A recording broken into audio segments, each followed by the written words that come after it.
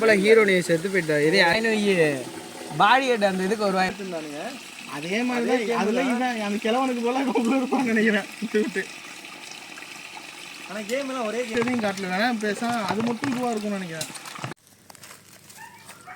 என்னடா ஆச்சு?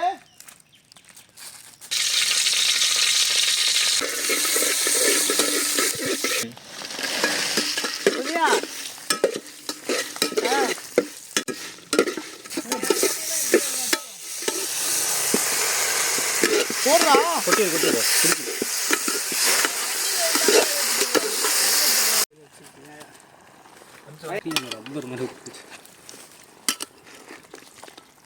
இவங்க